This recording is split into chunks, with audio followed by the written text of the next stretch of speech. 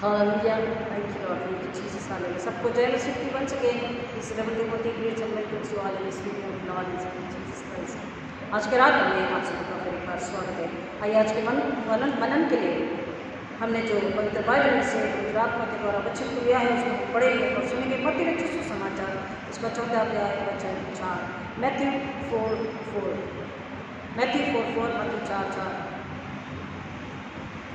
यीशु ने उत्तर दिया, लिखा है, मनुष्य केवल रोटी ही से नहीं परंतु हर एक वचन से जो परमेश्वर के मुख से निकलता है जीवित रहेगा। तो परमेश्वर के वचन के पढ़े सुने जाने पर आप सुनते आमीन आमीन प्रार्थना करें। खुदा यीशु मसीह के नाम में फिर एक बार आपके चरणों में आते हैं। सारी महिमा आदर जलाल आपका प्रत्यय नम्र कर मंत्र पिता जानने हुए शारीरिक मानसिक आत्मिक आर्थिक पारिवारिक सामाजिक रूप से जो भी गुनाह अपराध धर्म हमने की क्षमा कीजिए, अनाज्ञाकारिता की ये माफ कीजिए पिता, जिद्दीपना हठीलापना क्षमा कीजिए और पिता परमेश्वर नम्रता और दृढ़ विश्वास के साथ अपनी भूख और प्यास के साथ आपके चरण में आराधना करने में स्तुति करने के लिए अपनी महिमा पिता परमेश्वर अपनी नम्रता पवित्रता के आज्ञाकारिता के द्वारा आपके चरण में अर्पित करने के लिए और शैतान को कुचलने, शैतान को हराने, शैतान को लज्जित करने के लिए पिता परमेश्वर अपने आत्मिक उपवासों को और अधिक आपसे मेल खाता हुआ आपको भाता हुआ पिता परमेश्वर पवित्र आत्मा के द्वारा आत्मिक उपवास आपके चरण में अर्पित करें और आत्मिक उपवासों के द्वारा हम आपसे और अधिक निकटता में और अधिक संगति करें और पिता परमेश्वर सच्ची सहभागिता हम सबके साथ परमेश्वर यीशु मसीह के साथ पवित्र आत्मा के द्वारा करें। हमारे उपवास आत्मिक और सामर्थ्य और सच्चे हो, पश्चाताप हमेशा हमेशा के हो और प्रार्थना पवित्र आत्मा के द्वारा सबसे मेल खाते हुए हो और उत्तर को लाने वाली, छुटकारे को लेकर आने वाली, आशीष को लेकर आने वाली, राम को लेकर आने वाली, आत्मा को बचाने वाली पिता परमेश्वर प्रार्थनाएं हैं। पिता परमेश्वर जो उद्देश्य स्वर्गीय उद्देश्य हमारे सामने है कि शैतान को हराना है और पिता परमेश्वर आत्मा को बचाना है, ये उद्देश्य हम पूरा कर सके। पिता परमेश्वर ये सामर्थ्य, ये लालसा, ये भूख प्यास हर एक के लिए मांगते हैं। जितने पहली बार सुन रहे विशेष कर उनके लिए आप भूख प्यास सबकी बुद्धि समझ नम्रता को मांगते हैं पिता और ईश्वर के लहू में हर एक को छुपा दे पिता परमेश्वर प्रार्थना निरंतर करते हैं। मेरे होठों को अग्नि से चुकर आप मुझ में अगर बात करें, आप मुझे चलाए बताए सिखाए, मैं तो आप बड़े आपको महिमा मिले ऐसा होने दीजिए यीशु मसीह के नाम में आमीन। परमेश्वर का धन्यवाद हो सुंदर समय के लिए, उसकी आशीष के लिए, उसके अनुग्रह के लिए, उसके दया प्यार के लिए जो फिर एक बार हम सब पर ले गया है। हम सभी इस बात को जानते हैं, समझते हैं, पता है कि उपवास हमें किस तरह से करना है। कई बार लोग सवाल करते हैं कि उपवास कुछ समय के लिए होता है क्या, इसकी कोई अवधि होती है या एक पर्टिकुलर सीजन होता है।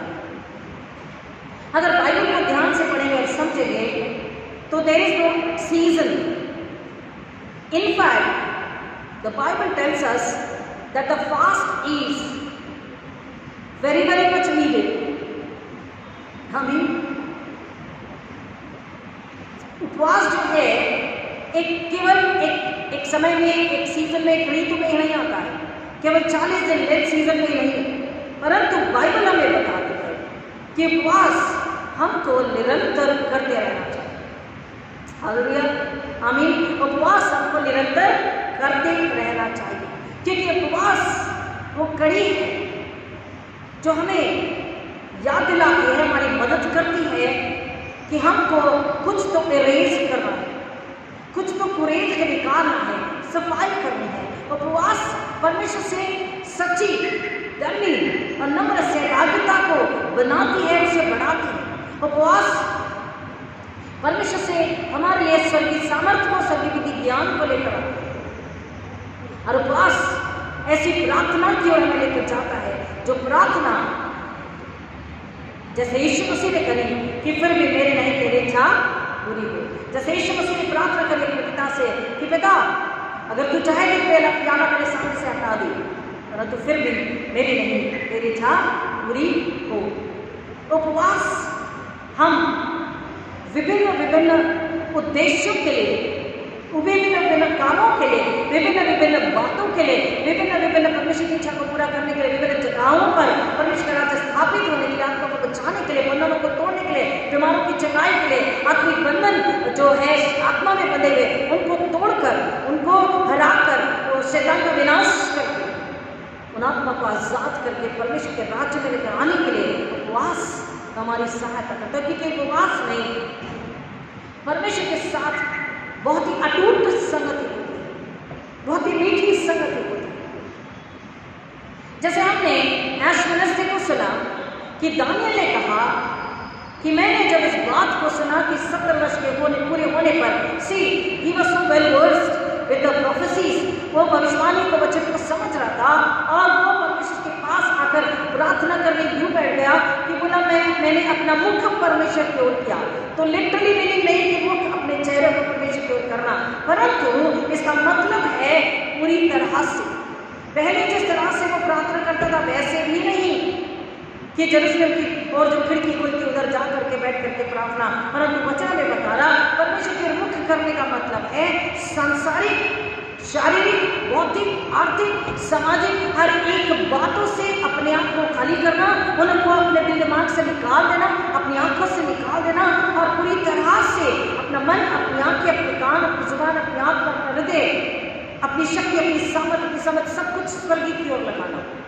परमेश्वर के मुख करने का मतलब है केवल आपकी आत्मा और परमेश्वर, आपका हृदय और परमेश्वर, आपकी सोच और पवित्र आत्मा की सोच, कुछ भी नहीं, सब कुछ बुलाकर। यहाँ तक कि दानियल ने, आप जानते हैं दानियल के कांधों पर कार्यभार था, he was a responsible person, but that also he forgot. For some time, कुछ समय के लिए हमको, इसलिए परमेश्वर ने क्या बोला तो अपने सारे मन प्राण आत्मा से, अपनी ताकत और बुद्धि से उसने कामों को भी कुछ समय के लिए, नौकरी से अवकाश, आज के समय में आप कहेंगे रखती होती, इट्स टू डिफिकल्ट, लेकिन हमको ऐसा करना होता है।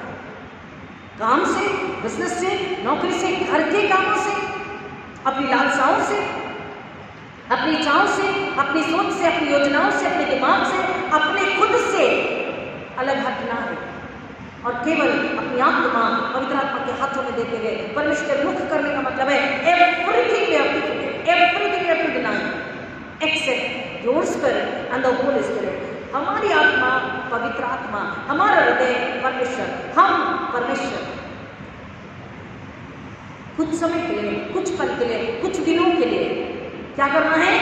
केवल हम और स्वर्ग। और हम कहाँ से हैं? स्वर्ग से है। कई लंबे समय तक स्वर्ग से हमारी संगति टूटी हुई होती है और इसमें उपवास जरूरी है कि उपवास में न पकाना है, न खाना है, न हमारा कोई और काम हमको करना है। ये रही हाउस होल्ड थिंग्स। लेकिन जहाँ तक दानियल हमें बता रहा है, रही काम की बात, कुछ समय के लिए उसने काम को भी त्यागा, जिम्मेदारी को भी उसने क्या किया? छुट्टी ले ली थोड़ी देर। क्यों? क्योंकि काम, पकाना खाना, वो उसकी नौकरी, वो बिजनेस, हमारा बिजनेस, हमारी नौकरी हमको क्या करेंगे? डिस्टर्ब करेंगे। आ रही बात समझ में? डिस्टर्ब करेंगे। वहां पर जो continuation of the fast, repentance and prayer and teaching, जो नियमित रूप लगातार जो उपवास, पश्चाताप और प्रार्थना होनी चाहिए, उसमें क्या होगा? ब्रेक हो जाएगा। आपने सुना है चेन प्रेयर होती है, चेन फास्टिंग चेन प्रेयर होती है। वो क्यों? कि हम जैसे ही एक ने प्रार्थना किया, उसके आमीन बोलने से पहले दूसरे को आकर बैठ जाना है और उसने उस दुआ को शुरू करना है। चाहे गीत गाओ, चाहे बाइबल पढ़ो। जब लोग पश्चाताप करते हैं तो वो लंबे समय तक वचन को पढ़ते, व्यवस्था की किताब को पढ़ते। हमको लंबे समय तक बाइबल को पढ़ना है, लेकिन केवल पढ़ना नहीं है, उसको अपने अंदर में लेना है, उसको खाना पीना पहनना ओढ़ना है, उसको अपनी आदत बना लेना है, उसको अपना स्वभाव बना लेना है, उसको अपनी फैशन बना लेना है, उसको अपनी चाहत बना लेना है, उसके लिए पैशन से बचाना है। तो बाइबल हमें बता रही है, और जैसा कि हम जानते हैं, सुन चुके हैं कि उपवास यदि तुम करे तो इसने नहीं बोला, इसने क्या बोला? जब तुम उपवास करो। इसका मतलब हमें उपवास करना है। ये हमारे लिए ताकत और सामर्थ्य, परमेश्वर से संगति को और स्वर्गीय बल को, स्वर्गीय बुद्धि ज्ञान को लेकर के आता है। दूसरी बात वचन हमें यहाँ पर बता रहा है कि जब हम उपवास करते हैं तो उपवास हम समझते हैं कि हम उपवास के जरिए धार्मिकता के कार्यों की ओर बढ़ते हैं। नहीं, हम धार्मिकता के कार्यों के द्वारा नहीं, परंतु धार्मिकता के कार्यों के लिए बनाए गए। हालेलुया। हम धार्मिकता के कार्यों के द्वारा नहीं, क्योंकि हमारे धार्मिकता गंदे मैले चित्रों से भी गई गुजरी। वचन क्या कह रहा है कि हमारी धार्मिकता गंदे मैले चित्रों से भी गई गुजरी है। लोगों को लगता है कि कुछ दान दे दिया, प्रार्थना कर ली, कुछ उपवास कर लिया, लोगों को कुछ खाना बांट दिया, कपड़ा दे दिया, हमने पुण्य के काम कर लिए, धार्मिकता के काम कर लिए। लेकिन वचन कह रहा परमेश्वर ने हमें धार्मिकता के कार्यों के द्वारा नहीं, परमेश्वर के अनुग्रह के द्वारा, परमेश्वर की दया के द्वारा, परमेश्वर के प्रेम के द्वारा, विश्व के बलिदान के द्वारा हम पर अनुग्रह करके क्या दिया? छुटकारा दिया, मुक्ति उद्धार दी। और हम धार्मिकता के कार्यों के द्वारा नहीं, परंतु धार्मिकता के कार्यों के लिए बनाए गए। ये बात हमें पढ़ने के लिए मिलती है इफिसी के पत्र 2 अध्याय 9 और 10 निकालेंगे। आइए अपने साथ में पढ़ते बाइबल में चलते हैं। इफिसी के पत्र 2 अध्याय 9 और 10। हम ये बात कई बार पढ़ चुके हैं, कई बार जान चुके हैं। इफिशियंस 2:9 और 10, इफिसियों 2:9 और 10। और न कर्मों के कारण ऐसा ना हो कि कोई घमंड करे। आगे बात समझ में? कामों के द्वारा नहीं, देने के द्वारा नहीं, डोनेशन के द्वारा नहीं, कपड़ा खाना बांटने के द्वारा नहीं, परंतु कर्मों के द्वारा नहीं। परंतु क्यों? क्योंकि कर्मों के द्वारा अगर मनुष्य अपनी धार्मिकता को गिनता है, प्रकट कराता, बताता है, जताता है, तो उसमें क्या आ जाता है? घमंड आ जाता है। Human, they start boasting upon. I did that, I did that, I will do that, I can do that. मैंने ये किया, हमने वो किया, हम वो करने वाले, हम कर सकते हैं। ये मनुष्य को घमंड में लेकर जाता है और शैतान वहीं खड़ा होता है। इसलिए परमेश्वर का वचन कह रहा है आगे में, क्योंकि हम उसके बनाए गए हैं, किसके? परमेश्वर के, और मसीह यीशु में उन भले कामों के लिए सर्जे गए। हालेलुया। हम किसके लिए सर्जे गए हैं? भले कामों के लिए, पवित्र कामों के लिए, स्वर्गीय कामों के लिए, स्वर्गीय योजनाओं के लिए, स्वर्गीय बुलाहट के लिए। हम काहे के लिए चुने गए हैं? काहे के लिए सर्जे गए हैं? परमेश्वर की महिमा के लिए। परमेश्वर की महिमा कैसे होगी? सिर्फ भजन गाने से, सिर्फ अपनी उपस्थिति बनाने से? भले बोलिए ना, भले कामों के द्वारा, भले कामों के द्वारा। परमेश्वर की महिमा के लिए हम सर्जे गए हैं, भले कामों के लिए सर्जे गए हैं, जिन्हें भले कामों के लिए सर्जे गए हैं, जिन्हें परमेश्वर ने पहले से हमारे करने के लिए तैयार किया।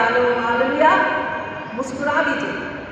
केवल खाना बनाना, ड्यूटी जाना, बच्चों को संभालना, पति को संभालना, या पति को नौकरी करना, बिजनेस करना, पत्नी बच्चों का ध्यान रखना, केवल इतना ही काम नहीं है। इससे इनाम प्राप्त नहीं होगा। इसको करते समय आज्ञाकारिता, नम्रता, वचन, विश्वास के द्वारा हमने मसीहत में पारिवारिक जीवन जिया है, तो आशीष के योग्य हम बनेंगे। आप समझिए। लेकिन इनके साथ साथ इन कामों को करते, आशा को पाके परमेश्वर को पसंद करते हुए एक और बात कह रहा, भले काम। और भला काम क्या है? देश और राष्ट्रों के लिए, पाप में पड़े, अधर्म में पड़े लोगों के लिए, विनाश में लोगों के लिए, शैतान के बंधन में हम लोगों के लिए, बुराई, अधर्म में, व्यभिचार, मूर्ति पूजा में फंसे लोगों के लिए क्या करना? उपवास, पश्चाताप और प्रार्थना करना। और परमेश्वर की पवित्र आत्मा की अगुवाई में जब परमेश्वर हमें बताएं, उसके सिर पर हाथ रखना, उसे सेवा के लिए चिन्ह देना, उसे सेवा के लिए भेज देना, ये वचन बताना आगे हम देखेंगे। तो हम परमेश्वर के वचन को समझ रहे हैं कि धार्मिकता के कार्य के द्वारा नहीं, परंतु हम मसीह काहे के लिए बनाए गए हैं? धार्मिकता के कार्य करने के लिए सर्जे गए हैं, ताकि परमेश्वर को महिमा मिल सके। परमेश्वर मसीह ने 3.5 साल की अपनी सेवकाई के लिए कितने दिन उपवास किया? 40 दिन। न कुछ खाया, न कुछ पिया, उसने उपवास और प्रार्थना करी। और अब जब 40 दिन 40 रात निराहार रहने के बाद में, मतलब बिना कुछ खाए, बिना कुछ पिए, उसको जब भूख लगी, तो वचन यहाँ पर हमें क्या बता रहे हैं? शैतान तुरंत यीशु मसीह के सामने आ गया। Now we need to understand that Satan observes your every step. शैतान आपकी एक चाल, एक कदम को देखता होता है, जानता होता है। आपकी कमजोरियों से पता है, आपकी लाचारी उससे पता है, आपकी बुद्धि उससे पता है, आपकी चाल, आपकी सोच, आपका चरित्र उससे पता है, आपकी चाहत, कौन सी चीज आपको पसंद है नहीं पसंद है ये भी उससे पता है। 2-3 के वार्ता में हमने देखा कि हमने जिस टॉपिक पर प्रार्थना करी, वचन बोला, उसी को रिलेटेड, बल्कि वही ऐसे ही शैतान ने एक ऐसी दुष्ट आत्मा को यहाँ पर भेज दिया जो कि डिसीविंग स्पिरिट थी, धोखे की दुष्ट आत्मा थी। और परमेश्वर का पवित्र आत्मा भी बताता है किस किस पर हाथ रखे ना रखे, किसके लिए प्रार्थना इवन करे ना करे, और कब और कैसे करे, कहां करे। शैतान चुपचाप से दबे पांव घुसता है। अगर आपको धार्मिकता पसंद है, वचन प्रार्थना पसंद है, चंगाई देना, उद्धार के लिए लोगों के परमेश्वर के पास लेके आना पसंद है, शैतान वही बात को लेकर आपके पास आता है।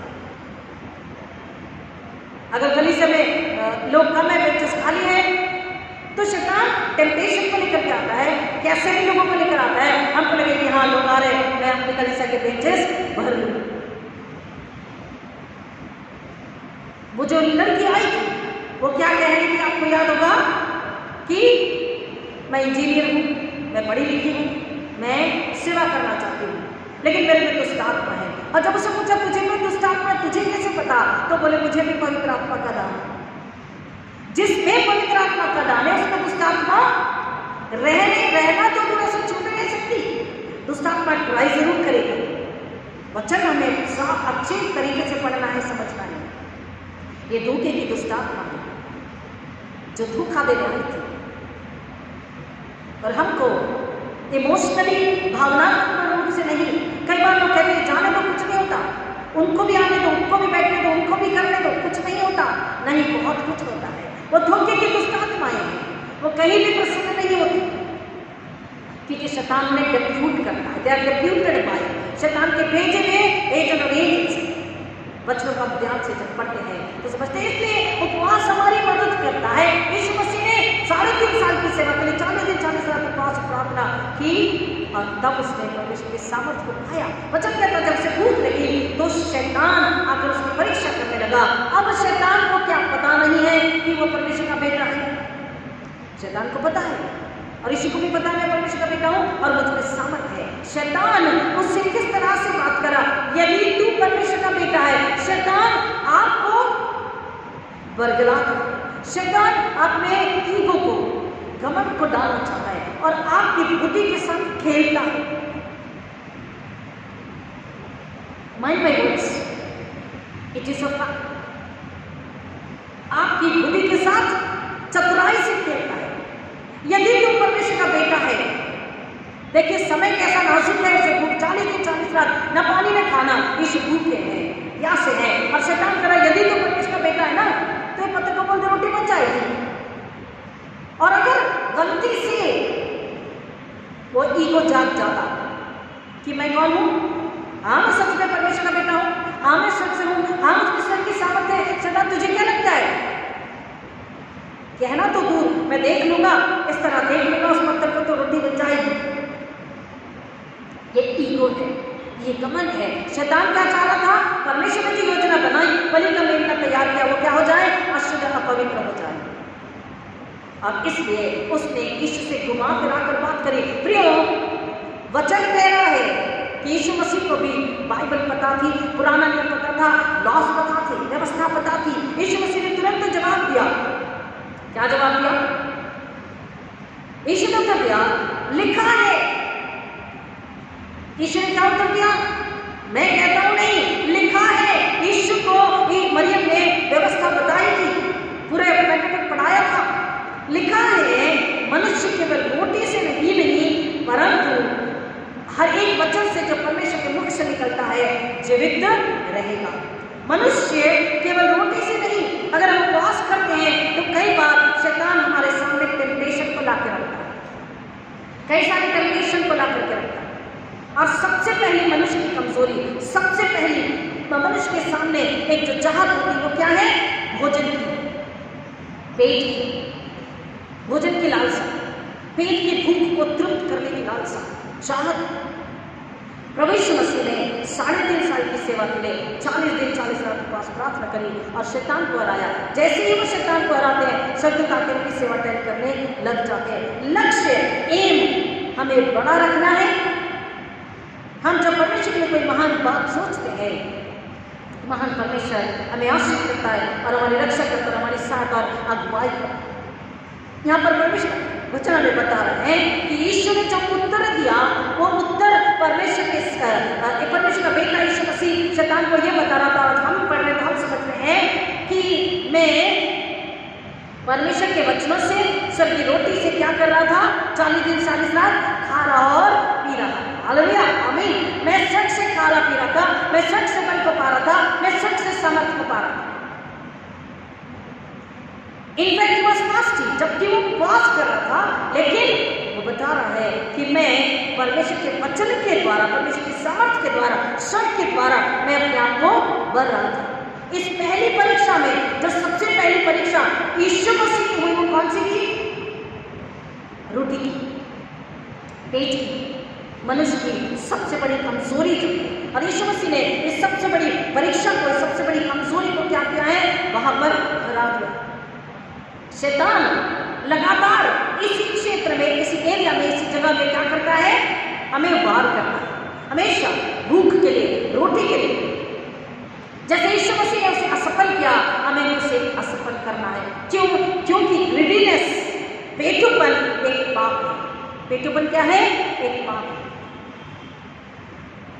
ग्रीडीनेस ये पाप है। लालच, लालसा उसी तरफ रखना, ये क्या है?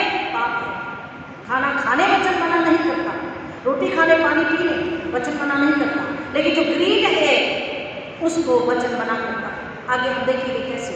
लेकिन पहले हम चलते हैं कि इस ग्रीड ने किसको भोजन की भूख ने किसको हरा दिया, और कौन उस भूख को हरा नहीं सका, कौन उस परीक्षा में हार गया।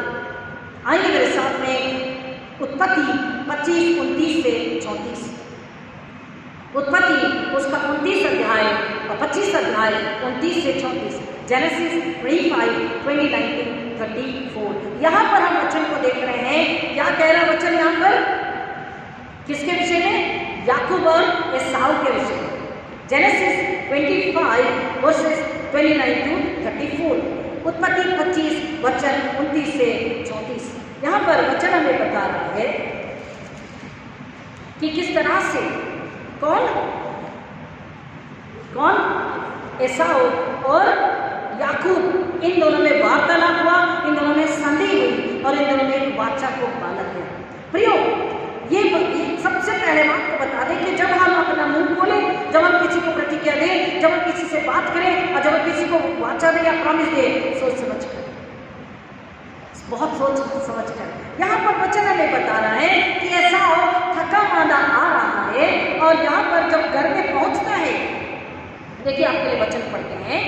एक दिन याकूब भोजन के लिए कुछ दाल पका रहा था और एसाव जंगल में थका हुआ आया। तब एसाव ने याकूब से कहा, वह जो लाल वस्तु है, उसी लाल वस्तु में से मुझे कुछ खिला, क्योंकि मैं थका हूँ। इसी कारण उसका नाम एदोम भी पड़ा। याकूब ने कहा, अपना पहलौठे का अधिकार आज मेरे हाथ बेच दे। एसाव ने कहा, देख मैं तो अभी मरने पर हूँ, इसलिए पहलौठे के अधिकार से मेरा क्या लाभ? याकूब ने कहा, मुझसे अभी शपथ खा।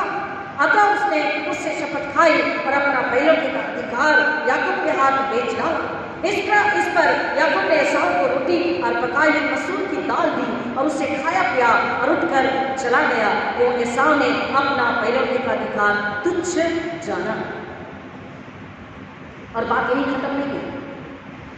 अगर आगे के अध्याय को हम पढ़ते हैं, क्योंकि आज अपना समय भी नहीं, जो हमारा टॉपिक स्पष्ट हो गया कि एसाव बाद में आशीषों के लिए तरसता रहा, लेकिन उसे आशीष मिली नहीं। क्यों? क्योंकि उसने अपने पहलौठे के अधिकार को तुच्छ जाना, अपने आप से उसे नकार दिया। अब पहलौठे को इतना इंपॉर्टेंस क्यों है, उसको भी हम बाद में देखेंगे। लेकिन थोड़ा सा यहाँ समझना चाहेंगे कि एसाव ठीक है थका है। अब आप कहेंगे हम भी कई बार थके मांदे आते हैं, ऑफिस से, ड्यूटी से, स्कूल से, ट्यूशन से, बिजनेस से, हम भी या घर के काम कर रहे हैं, थक जाते हैं। ऑब्वियसली एनर्जी, जब ऊर्जा आपके शरीर से निकल रही है तो आपको ऊर्जा की जरूरत है, आपको नेचुरली प्यास भी लगेगी, भूख भी लगेगी। अब कई बार इतने ज्यादा थके होते हैं कि आपने देखा होगा कि पानी लोग देखते नहीं कैसा पानी है, गंदा पानी है, गंदा ग्लास है, उठाया तो पानी पी लिया। कई बार भूख बहुत होती, कई बार प्यास बहुत होती, जो मिला खाने के लिए वो खा लेते हैं, कहते जो है कच्चा पक्का दे दो, हम खा लेते। महिलाओं का अनुभव होगा, आपके हस्बैंड कई बार कहते होंगे भैया जो है दे दो, नहीं पका दे दो, ऐसे दे दो, खा लेंगे, अभी तो दे दो, बाद की बात देखी जाएगी। भूख, पेट की भूख, तीव्रता के साथ जब भूख और प्यास है, मनुष्य को सिर्फ रोटी चाहिए, खाना चाहिए, पानी चाहिए। अगर प्यास है, यहाँ पे वचन बता रहा है ऐसा ऑफकोर्स थका हुआ था, उसे भूख लगी थी, और उसका भाई जब कुछ खाना पका रहा है, और बताते हैं कि उस समय में ये जो लाल तरह की जो एक ग्रेन था, सीड था, ये बहुत ही ज्यादा मात्रा में पाया जाता था, और न्यूट्रिशियस मान करके लोग उसका ज्यादा इस्तेमाल करते। तो उसने कहा ये जो स्टू तू बना रहा है ये मुझे दे दे, ये रोटी और लाल रंग की वस्तु जो तू पका रहा है ये मुझे खाने के लिए दे दे। और याकूब जो माँ के पेट से ही एसाव को लात मारता हुआ आया, धक्का मारता हुआ आया, उसकी एड़ी पकड़ कर आया, वो हमेशा से याकूब का नाम है छीनने वाला। और यहाँ पर याकूब ने देखा कि एसाव बड़ा है, एसाव के पास अधिकार है। पहलौठे को अधिकार होता था कि जितना पोजीशन, जितनी प्रॉपर्टीज होती थी उससे उसको दूसरे भाई बहनों से ज्यादा उसे अधिकार दिया जाता था, ज्यादा संपत्ति उसे प्राप्त होती थी। अब क्यों? अब आप कहेंगे तो पक्षपात है, ये पक्षपात के लिए नहीं, उस बड़े पहलौठे के घमंड के लिए भी नहीं, अत्याचार करने के लिए भी नहीं, घमंड में फुलफुला जाने के लिए भी नहीं, पर इसलिए कि जिम्मेदारी उसके कांधों पर पिता के चले जाने के बाद उस पहलौठे पर जिम्मेदारी होती थी कि वो अपने पूरे परिवार को पिता के बाद संभाले, उनकी देखरेख करे, उनकी रक्षा करे, उन्हें खिलाए पिलाए, यहाँ तक कि अकाल में भी वो अपने परिवार की, अपने भाई बहनों की सुधी। उससे ज्यादा इसमें नहीं दिया जाता था कि वो अपने ही मौज मस्ती में रहे, परिवार की देखरेख के लिए, परिवार की सुरक्षा के लिए। और ये पहलौठे का अधिकार बहुत कीमती माना गया बाइबल में, और यहूदी में से बहुत ज्यादा इंपॉर्टेंस देते थे। यहाँ पर अपने शरीर की भूख को देखते हुए उसने ये बात कही, अभी तो मैं, क्या वो सच में मर जा रहा था? क्या वो सच में मर जा रहा था? नहीं, लेकिन उस वक्त तुरंत का, अब का, अभी का आनंद और सुकून उसने देखा। द प्रेजेंट प्लेजर, वर्तमान की भूख, इस पल की भूख, इस पल की लालसा, इस पल की चाहत, इस पल का सुकून, आनंद को उसने देखा। और वो आनंद क्या था? उत्पत्ति 3:11 परमेश्वर ने बोला तुझे कैसे पता कि तू नग्न है? तो आगे परमेश्वर ने उससे भी कहा कि क्या जिस वृक्ष का फल खाने के लिए मैंने तुझे मना किया था, क्या तूने वो खा लिया? अरे बात समझ में? और उसके पहले क्या हुआ था? जिस तरह के साव को वो पकी हुई गरम गरम रोटियां और सुंदर वो लाल मसूर की दाल दिखाई दी, उसकी खुशबू आई, ऐसे ही आंखों को मनोहर किसने दिखाया? और किसने दिखाया? क्या दिखाया? सिर्फ ने, धुंध ने, शैतान ने हवा को क्या दिखाया? बोला देखो फल आंखों में देखने के लिए कितना, आंखों से देखने के लिए कितना मनोहर है, आंखों को सुकून दे रहा है। इस साफ को भी वो पकी हुई रोटियां और वो दाल कैसी लगी? बहुत ही मनोहर। उसका अब का सुकून, अब का प्रलोभन, उसकी अब की लालसा क्या थी? वो रोटी, गरम गरम रोटियां, वो मसूर की दाल और वो उसकी खुशबू उसको अपना गुलाम बना चुकी। और उसने सारी बातें बुला दी कि मैं अपने छोटे भाई से क्या वायदा कर रहा हूं। कई बार हंसी मजाक में हम कुछ बात कह देते हैं, बहुत ही लाइट लेकर उसे हम कुछ किसी को वायदा कर देते हैं। ऐसा भूल गया कि ये जो पहलौठे की आशीष है, ये जो याकूब मांग रहा है, ये अभी के लिए नहीं है, सिर्फ आगे चलकर जितनी भी आशीष उसे उसके पिता से प्राप्त होगी, जितनी भी आशीष उसे परमेश्वर से प्राप्त होगी, कनान में पहुंचकर, कनान देश में पहुंचकर जितना भी अधिकार प्राप्त होगा वो सब कुछ एसाव का होगा। इसलिए याकूब ने कहा कि मुझे पहलौठे का अधिकार दे दे, एवरी ब्लेसिंग, सब कुछ के लिए। याकूब ने क्या कहा? देखिए याकूब कितना, अब चाहे उसकी दुर्दता कहे या उसकी समझदारी कहे, उसने क्या कहा? तू शपथ खा, तू शपथ खा, क्योंकि उसको लगा खाना खाने के बाद कहीं मेरा भाई बदल ना जाए। खाना खाने के बाद इसका पेट भर जाएगा, इसको सेंस आ जाएगा, अरे मैं कैसे अपना परिवर्तन का हक दे सकता हूँ, तो ये बदल जाएगा। इसलिए उसने कहा नहीं, पहले तू मुझसे क्या कर, शपथ खा। और वचन कह रहा है, लिटरली वचन में लिखा हुआ है कि एसाव ने याकूब के हाथों अपना पैलौठे का अधिकार बेच दिया।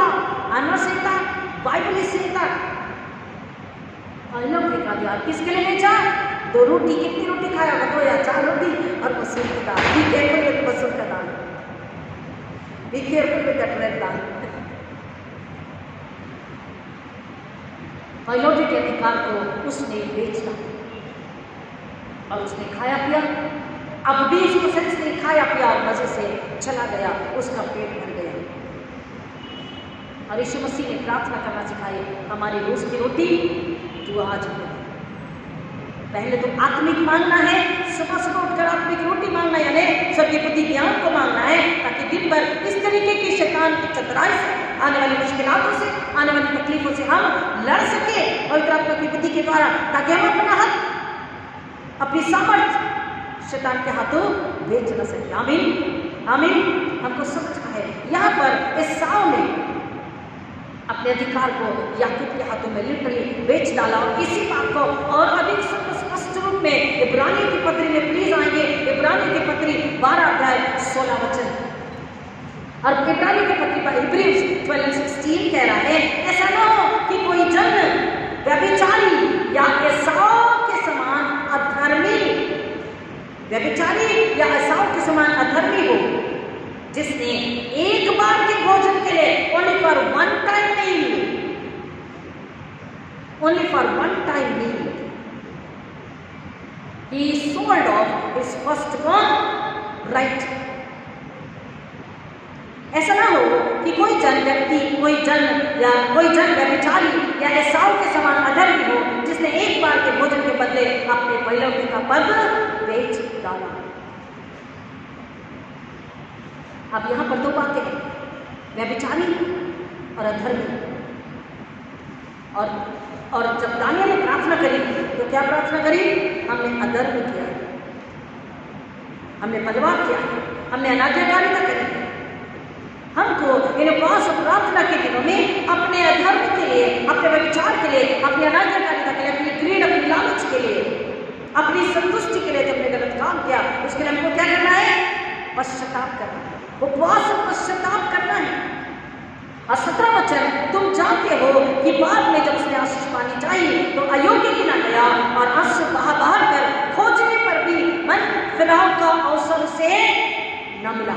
इब्रानियों 12:16 and 17, इब्रानियों 12, 16, 17 की बाद में खोजने पर भी, ढूंढने पर भी, आंसू बहा कर भी उसने क्या चाहा कि मैं मन फिराव का पश्चाताप कर लूं, लेकिन वचन कह रहा उसे अवसर नहीं मिला। वही बात को उत्पत्ति 27, 30, 40 30 से 40 तक में पढ़ सकते। अभी हमने क्या सुना? ऐश्वर्य से में अभी उद्धार का दिन है, अभी सुने जाने का समय, अभी ग्रहण किए जाने का समय, आज ही उद्धार का समय, आज ही ग्रहण किए जाने का समय। हम अपनी भूख से, अपनी शारीरिक भूख से, अपनी शारीरिक लालसा से, अपनी शारीरिक कमजोरी से, अपनी शारीरिक ग्रीड से हम क्या हो जाए? बाहर आ जाए। हम जब परमेश्वर के वचन पर स्थिर खड़े होते हैं, हम एक दिन नहीं, दिन भर का नहीं, 24 घंटे का भी उपवास करते हैं, 48 घंटे का भी उपवास करते हैं, तो अभी हमको भूख प्यास नहीं लगती, हमें ग्रीड और लालच और कमजोरी नहीं आती, और हम अपने सामर्थ्य को, अपने पवित्र आत्मा को अपने से अलग नहीं होने देते, हम पवित्र आत्मा को शोकित नहीं करते। बी अवेयर कि आप अगर अपना मुंह खोल रहे हैं, खाने पीने की लालसा, भूख लग रही है, या किसी से वाचा बांध रहे हैं, या किसी को कुछ दे रहे हैं, बात कर रहे हैं, छोटा भी प्रॉमिस कर रहे हैं, ध्यान रखें आप कैसा प्रॉमिस कर रहे हैं, क्योंकि बाद में आपको पछताने का अवसर नहीं मिलेगा, आपको आशीष वापस नहीं मिलेगी। Be happy if you are a first born child. अगर आप घर के बड़े हैं, कौन घर का बड़ा है यहाँ पर? आमीन, हालेलुया। और कौन बड़ा है घर का? Okay, praise God. एंजल, आप घर के बड़े, you are a first born. बच्चों को ध्यान से सुनो बेटा, you are a first born. आपको क्या है? Yes, you are also first born. चलो, तो you are only single child, but you are first born.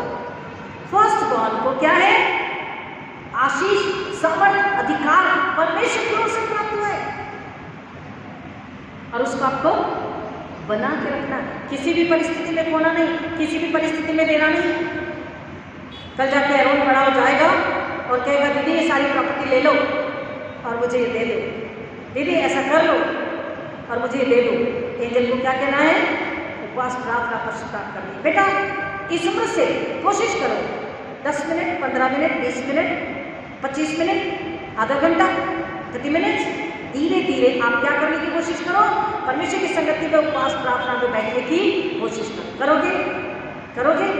बच्चे लोग 5 मिनट, फिर 10 मिनट, फिर 15 मिनट, बढ़ाते जाओ समय को। आप यीशु मसीह की नहीं बोलोगे कि मेरा पेट, मेरा शरीर, मेरा प्रार्थना रोटी से नहीं, संसार के प्रलोभन से नहीं, सुंदर वस्त्रों से नहीं, तो किस चीज से? परमेश्वर के मुख से निकले के वचन से, यानी यीशु से। हालेलुया।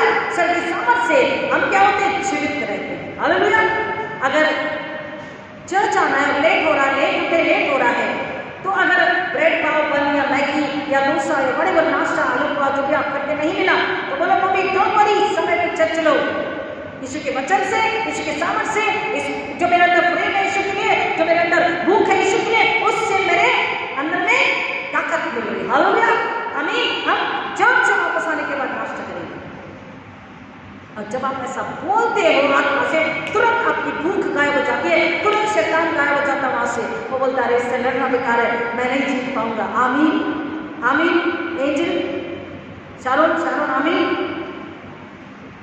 हमको अपनी इस सारी ग्रीड से लड़ना है, शैतान को हराना। और आगे हम देखते हैं कि परमेश्वर का वचन हमें बता रहा है, एक और जगह ऐसी है जहां पर इस्राएलियों ने खाने के लिए कुड़कुड़ाहट, और कुड़कुड़ाहट की वजह से परमेश्वर ने क्रोध को भड़काया। आइए चलते हैं नंबर्स 11:4, यानी कि गिनती 11:4। गिनती 11:4 वहां पर वचन हमें बता रहा है कि इस्राएलियों को मछलियां, खीरे, खरबूजे, गन्ने, प्याज और लहसुन ने मिस्र की वापस से याद दिला दी। अब मिस्र की याद उन्हें आनी नहीं चाहिए थी, क्योंकि इतनी तकलीफें, इतनी गुलामी से निकलने के बावजूद भी अगर मिस्र की याद उन्हें आ रही है, मतलब उनके पेट की भूख, उनकी ग्रीड, उनकी लालसा, शरीर संसार की भूख की लालसा उन्हें मिस्र को याद दिला रही है। मिस्र में वापस निकल के जा रही है। ये गुलामी है। ये क्या है? बोलिए ये क्या है? ये गुलामी है। और हमें गुलामी नहीं चाहिए। बोलिए यीशु ने हमें गुलामी से आजाद किया है। बोलिए हालेलुया। आमीन। हमको यीशु ने गुलामी से आजाद किया बच्चों। हमको गुलामी में नहीं जाना है, पास्ट की पिछली जिंदगी में नहीं जाना है, भूख प्यास में, लालसा में नहीं जाना है। एक कपड़े को 4 संडे रिपीट करना पड़े तो रोना नहीं, शर्माना नहीं कि मैंने पिछले संडे यही कपड़ा पहना था, अगले संडे में कैसे पहने। मैंने एक ही ड्रेस को कई बार रिपीट किया है। हमको शर्म आती है एक ही ड्रेस को रिपीट करने, हमको बहुत बोर लगता है एक ही खाना खाने। हम अपने माँ बाप से लड़ते हैं, अपने बुजुर्गों से गुस्सा होती है। ये क्या है? ये क्या है? गृहपना क्या है? एक प्रकार का पाप है। और परमेश्वर का वचन कह रहा, इस्राएलियों ने वही पाप दोबारा से किया। उन्होंने कुड़कुड़ाया। गिनती 11:4 में क्या बोल रहा है? उन्होंने बोला हमको मिस्र याद आता है, क्योंकि मिस्र में मछलियां मिलती थी, खीरे मिलते थे खाने के लिए, लहसुन और प्याज मिलता हुआ। मूसा परमेश्वर के पास गया, बोला क्या मैंने अपनी कोख से जन्म दिया है जो तू मुझे इतना सता रहा है? कितना मुझे सताते हैं, सुनते ही नहीं है, ये सिर्फ खाने के लिए बड़बड़ाते हैं। मूसा परमेश्वर से बात कर रहा है, जैसे कई बार मम्मी लोग बोलती है, क्या करूं, क्या बनाऊं, क्या खिलाऊं, समझ में नहीं आता। ये बच्चे लोग किसी चीज पे तृप्त नहीं होते। मैं क्या करूं परमेश्वर, ऐसी बात देनी थी मुझे। मूसा कह रहा है, क्या मैंने इनको अपनी कोख से जन्म दिया है? परमेश्वर क्या इनका ठेका लिया नहीं? ये रोते ही रहते, कुड़कुड़ाते ही रहते खाने के लिए। इन्हें हमेशा याद आ रहा है किस चीज के लिए? मछली, खीरे, प्याज और खरबूजे और लहसुन के लिए। परमेश्वर ने कहा कोई बात नहीं, मैं दूंगा। और प्रियो, अगर आप उसके आगे के अध्याय को प्लीज पढ़ेंगे और 20-23 वचन बता रहा है कि परमेश्वर ने उनको खाने के लिए क्या दिया? बहुत बटेरे थे। परमेश्वर ने उनको खाने के लिए जो चाहिए था, नॉनवेज चाहिए था, परमेश्वर ने नॉनवेज दिया।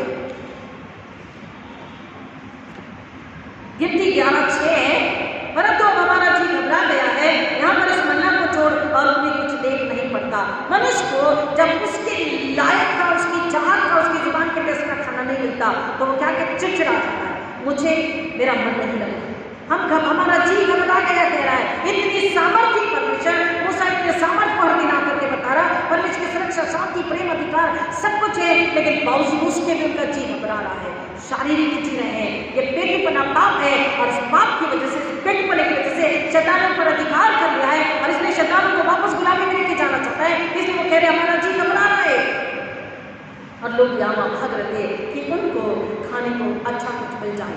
अब ये चैप्टर बहुत बड़ा है, लेकिन कुछ वचन हम बताते हैं। परमेश्वर ने मूसा से कहा ठीक है, कोई बात नहीं, मैं उनको खाने के लिए देता हूँ। आइए 20 वचन में, गिनती 11-20, परंतु महीने भर उसे खाते रहोगे जब तक वह तुम्हारे नथनों से निकलने ना लगे और तुमको उससे घृणा ना हो जाए। नथनों से निकलने का मतलब है उल्टी हो जाना, बहुत ही बुरे तरीके से इंडाइजेशन हो जाना, उल्टियां होना जो रुकेगी नहीं। डॉक्टर भी रोकना चाहेंगे तो नहीं रोक पाएंगे। इस तरीके से परमेश्वर ने कहा मैं तुमको खाने के लिए बटेरे दूंगा, मांस दूंगा, इतना खाने के लिए दूंगा कि तुम्हारी नाक से जब तक कि वो निकल न जाए और तुमको उस वस्तु से, उस चीज से घृणा ना हो जाए। खाना बुरा नहीं, इंटरेस्ट से खाना भी बुरा नहीं, चाव से खाना भी बुरा नहीं है, लेकिन उसके लिए ग्रीडी हो जाना, कुड़कुड़ाना, उसकी लालच रखना, उसके लिए मांगना, उसे चोरी करना और परमेश्वर को क्रोध दिलाना, ये बुरा है। और आगे परमेश्वर का वचन हमें बताता है 33 वचन, मांस उनके मुंह में ही था और वे उसे खाने न पाए थे कि यहोवा का कोप उन पर भड़क उठा और उसने उनको बहुत बड़ी मांस से मारा। क्या कह रहा वचन? अभी मांस कहा था, देवर अबाउट टू, या एक बाइट में गया होगा, दूसरा हाथ में होगा और देख करके साउथ के बड़े खुश हो गए, वाओ मीट, मटन, मांस, बटेरे। और क्या हुआ? परमेश्वर वचन कह रहा मांस उनके मुंह में ही था, मुंह ही में था और उसे खाने न पाए थे कि यहोवा का कोप उन पर भड़क उठा और उसने उनको बहुत बड़ी मार से मारा। हमारे खाने की लालसा, हमारे खाने की ग्रीड, ये पाप है और इस पाप की वजह से शैतान हम पर अधिकार ले लेता है और अब हम परमेश्वर को क्रोध दिला चुके होते हैं, परमेश्वर को नाराज कर चुके होते हैं और परमेश्वर के सामने हम अपवित्र ठहराए जा चुके होते हैं। अपवित्रता की वजह से परमेश्वर का क्रोध भड़कना ही है। हम परमेश्वर की संगति में नहीं रह सकते, परमेश्वर की उपस्थिति में नहीं रह सकते, परमेश्वर की नजरें दया की दृष्टि हम पर नहीं आ सकती क्योंकि हम अपने आप को अपवित्र बना चुके हैं। और परमेश्वर का वचन हमें बता रहा है, अगर अय्यूब की किताब को पढ़ते हैं, अय्यूब ने अपनी गवाही दी। अय्यूब 23 और 12 में कहता है, 31 और 7 में कहता है, वो बता रहा है कि मैंने भोजन से ज्यादा, अपनी लालसाओं से ज्यादा, अपनी इच्छाओं से ज्यादा अपने परमेश्वर के वचन में अपने आप की सुरक्षा पाई है और उसमें सुरक्षित रहना मैं महफूज समझता हूँ, आशीष की बात को उचित समझता हूँ। अब हम आपको इतना बताकर खत्म करते हैं कि एसाव के लिए ये गुनाह क्यों गिना गया, ये गलत क्यों परमेश्वर ने कहा कि तूने अपने पहलौठे के अधिकार को बेच दिया।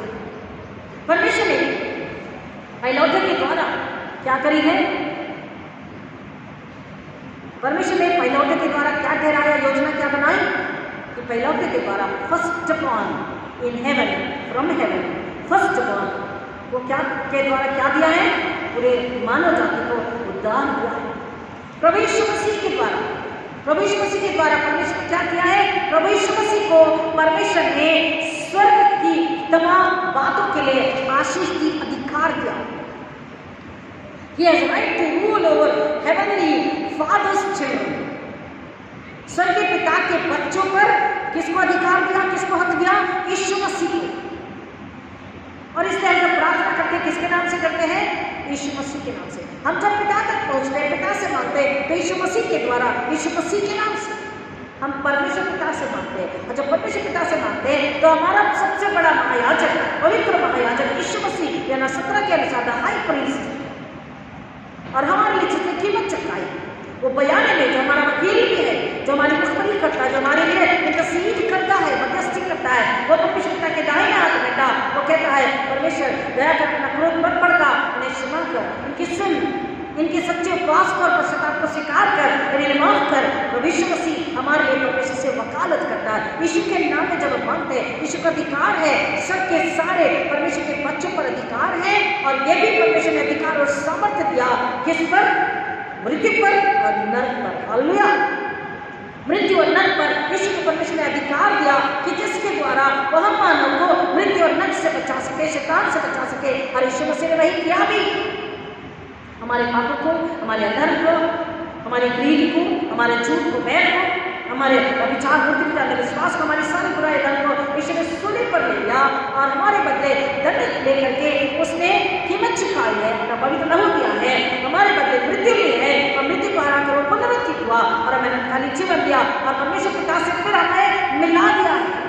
He has reconciled us with Father, Heavenly Father। परमेश्वर पिता से हमारा मेल मिलाप कराया। पहिलौठे का काम क्या है? परमेश्वर की आज्ञा का पालन करना। पहिलौठे का काम क्या है? परमेश्वर से उसकी बिलात है कि वो अपने परिवार का ध्यान रखे, ख्याल रखे, अपने परिवार को अकाल के समय भी और बहुतायत के समय में भी नम्रता और पवित्रता परमेश्वर के महल में बढ़ाए। बहुलेखा का काम क्या है? अपने परिवार की स्तुति में ध्यान रखे, अपने समाज को परमेश्वर से मिलाएं, अपने परिवार को, समाज को पाप से, मृत्यु से, नरक से बचाएं। हालेलुया, आमीन। पहिलौठे का काम क्या है? परमेश्वर की जो संतानें हैं उन पर अधिकार है। आपको याद है और पता है, डेली में आप इतने सालों से देख रहे हैं, हमने जब भी आपको डांटा, कैसे डांटा?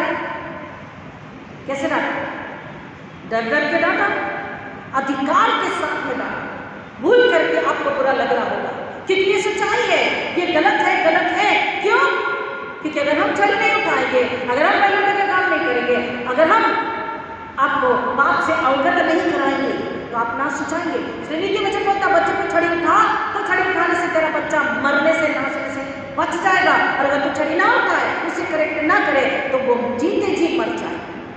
शारीरिक रूप से सदा रहेगा लेकिन आत्मिक रूप से मर जाएगा। और कई लोगों को डांट पसंद नहीं, लेकिन फिर भी हमारा फर्ज है। पहिलौठे ने क्या किया? जहाँ डांटना था यीशु ने डांट लगाई, जहाँ पे सोटा उठाना था यीशु ने सोटा उठाया, जहाँ कीमत चुकानी थी कीमत चुका दिया, जहाँ त्याग करना था यीशु ने त्याग कर दिया और हमको बचाकर परमेश्वर पिता से मिला दिया। यीशु ने इस कीमत को चुकाने के लिए पहले कीमत चुकाई, शैतान को हरा दिया। उसने हमें 3 परीक्षाओं पर विजय पाना सिखाया। मनुष्य केवल रोटी से नहीं परंतु परमेश्वर के मुख से निकले एक एक वचन से जीवित वो रहेगा। यीशु मसीह को जो अधिकार है शैतान को हराने के लिए। एसाव ऐसा दिखा रहा है कि मैं भी मर जाऊंगा, एंड उसकी बात ऐसी है कि अगर मैं मर गया तो फिर ये कनान के देश की आशीषें, वो प्रॉपर्टी, वो संपत्ति, वो अधिकार, लोगों को देखना, काम करना, ये सब कहाँ रहेगा? वो तो मिट जाएगा। पहले तो मुझे रोटी खिला प्रिय। और इसलिए उसने अपने पहिलौठे के अधिकार को याकूब के हाथों में बेच दिया। लेकिन परमेश्वर का वचन कहता है, अगर हम उत्पत्ति 26वें अध्याय को पढ़ते हैं तो परमेश्वर ने उसके पहले अकाल में इसहाक के टुकड़े डराने को क्या किया? खाने का इंतजाम किया। परमेश्वर उपाय करने वाला परमेश्वर। अगर आज हम किसी प्रकार की कमी तंगी में है, अगर हमको अकाल महसूस होता है किसी भी प्रकार से, परमेश्वर का वायदा है कि मैंने तुम्हारे उपाय कर चुका है और तुम उचित समय पर, परमेश्वर के समय पर से निकले जा रहे हो। जो अधिकार आज तुम्हें परमेश्वर की ओर से प्राप्त हुआ है, प्रभु यीशु मसीह में तुम्हें अधिकार क्या है? कमान, प्रभु यीशु मसीह में तुम्हें अधिकार क्या है और अधिकार क्या है? वो इनके दो जगत के कोने कोने में जाकर समाचार प्रचार सुनाओ और जो विश्वास करे उन्हें पिता पुत्र पवित्र आत्मा के नाम से बपतिस्मा दो। उन्हें बताओ कि वचन में रोटी और जल है, वो स्वयं यीशु मसीह है। जो यीशु को खाता पीता कभी भूखा प्यासा नहीं होता। उसी वचन में यीशु ने चंगाई है, उसी वचन में यीशु ने छुटकारा है और अनंतकालीन जीवन है, सर्वस्व के घर है। और उसी वचन के द्वारा परमेश्वर ने अधिकार दिया, क्या दिया? पवित्र आत्मा। तो जितने बुलाए गए हैं उस पहिलौठे की आशीष को पाते हैं। अब्राहम, इसहाक और याकूब की आशीष, पहिलौठे की आशीष। अब्राहम को तो परमेश्वर ने आशीष दी, इसहाक को भी, याकूब को भी, कि मैं तुझे ऊंचा उठाऊंगा, मैं तुझे आशीष करूंगा और मैं तेरे जीवन भर तुझे आशीषित करता रहूंगा, किसी प्रकार की गति कमी नहीं। हम उस वायदे पर विश्वास करें और अपनी गति कमी में हम कुड़कुड़ाए नहीं। अगर आज किसी चीज़ की कमी है, बच्चों स्पेशली, बच्चे और जवान बच्चे, अगर आज किसी चीज़ की कमी है या नहीं है, मम्मी डैडी कह रहे अब नहीं, तो आपको समझदारी से कहना it's okay mummy, it's okay papa, it's okay daddy, it's okay दादी नानी, बड़े बच्चे मुस्कुरा रहे हैं। अब अगर मम्मी डैडी कह रहे हैं समझदारी से अब है पर अभी नहीं बेटा, है पर अभी मोबाइल इतना महंगा नहीं है, पर अभी ये गाड़ी नहीं है, पर अभी कार नहीं, तो हमको रूठना नहीं, गुस्सा नहीं करना, मुंह बना के नहीं बच्चा। हम अगर कुड़कुड़ाएंगे तो यीशु मसीह तो देंगे, लेकिन क्या होगा बेटा, गाड़ी पे बैठेंगे नहीं तो क्या हो जाएगा, कुछ तो हो जाएगा। हाँ, मुंह में डालने वाले रहेंगे या मुंह में गया रहेगा, बैठ नहीं पाएंगे, आप परमेश्वर का क्रोध आ जाएगा। हमको पाना है लेकिन परमेश्वर की इच्छा से पाना। आमीन आमीन। हमको पाना है, हमको परमेश्वर की इच्छा से पाना है। परमेश्वर दे रहे हैं लेकिन अपनी इच्छा से, अपने समय में, यीशु मसीह के नाम में और पवित्र आत्मा के द्वारा। प्रियो, आज हम पवित्र प्रभु भोज के लिए आए हैं। वैसे तो आप सभी जानते हैं कि 40 दिनों में, मतलब हम जो बचपन से देखे हैं 40 दिनों में प्रभु भोज केवल मॉर्निंग थर्सडे को प्राप्त होता है, लेकिन बाकी चर्चेस पे जब कई बार प्रभु भोज होता है तो कई कभी से सवाल करते हैं प्रभु भोज लेने में नुकसान नहीं है, लेकिन अब जब 40 दिनों में होते हैं तो अक्सर हमने देखा है कि प्रभु भोज केवल मॉर्निंग थर्सडे को दिया जाता है। क्यों? क्योंकि 40 दिन हम जब उपवास कर रहे हैं तो उपवास में हमको पूरी तरह से पश्चाताप करके शुद्ध होना है और शुद्ध होकर के परमेश्वर के पास में आना है।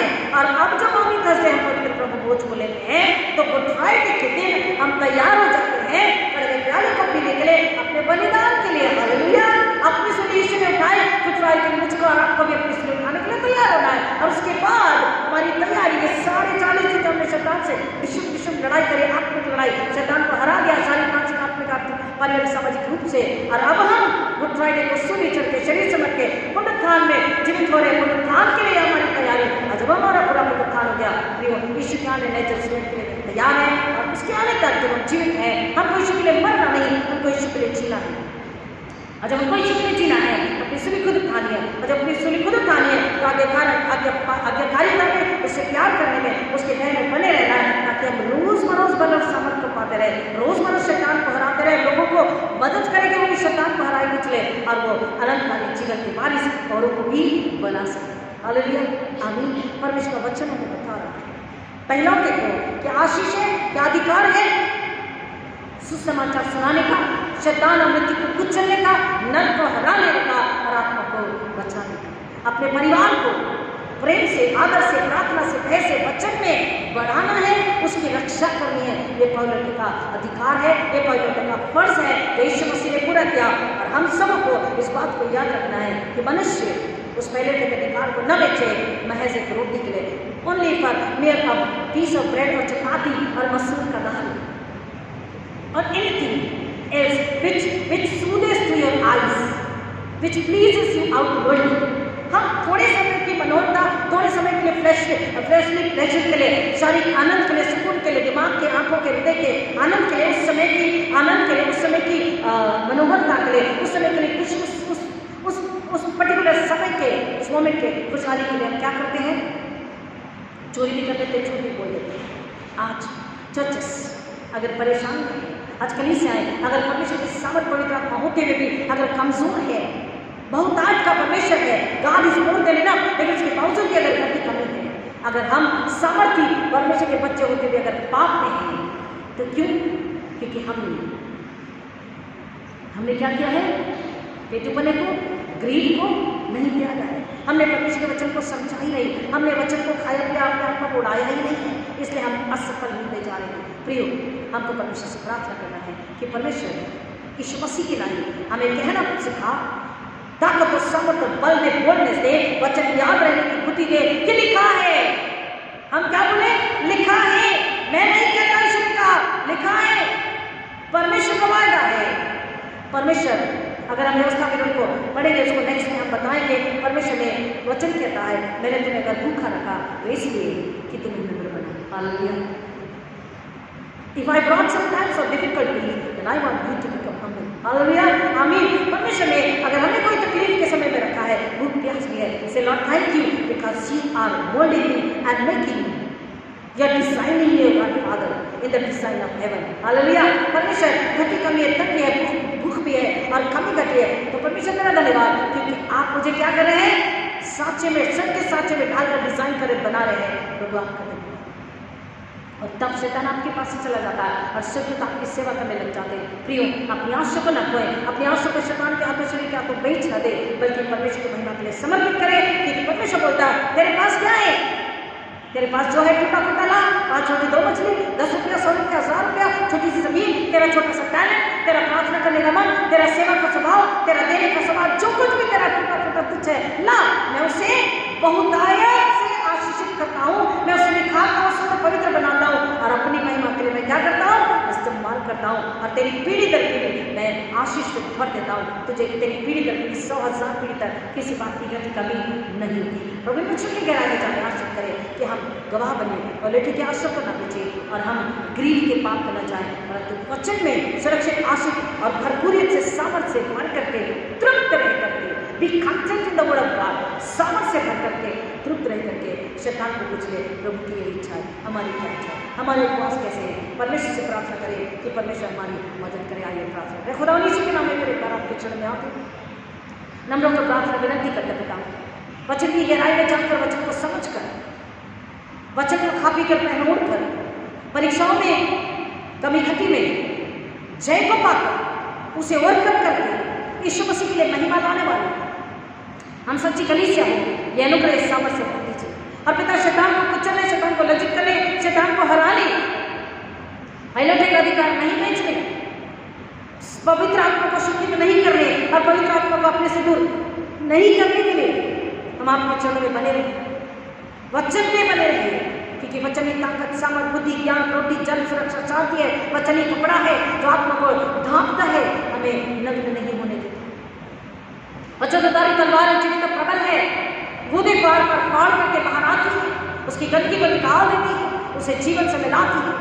पिता परमेश्वर दुधारी तलवार में बने रहे और शैतान को कुचल कर यीशु के लिए महिमा लाने वाली कलीसिया हो। क्योंकि हम धार्मिकता के कार्यों के लिए नहीं, धार्मिकता के कार्यों के द्वारा नहीं, परंतु धार्मिकता के कार्य करने के लिए सृजे गए।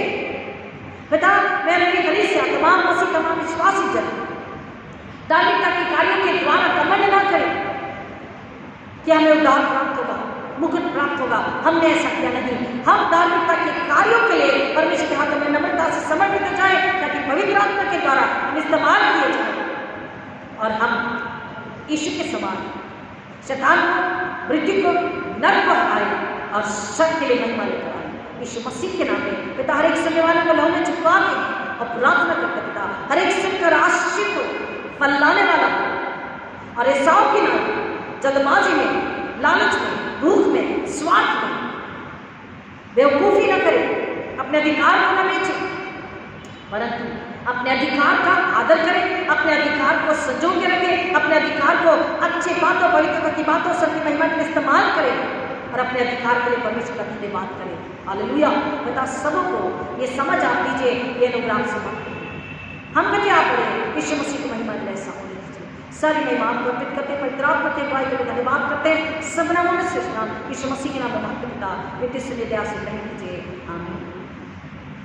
और हमारे पवित्र प्रभु यीशु मसीह का निकल, परमेश्वर पिता का प्रेम, पवित्र आत्मा की संगति और शांति आप सबों के साथ, आपके तमाम प्रियजन रिश्तेदार पड़ोसी अपने बच्चों के साथ, पहली बार सुनने के साथ विशेषकर प्रभु यीशु मसीह के आने तक बनी रहे। आमीन। हालेलुया। God bless you.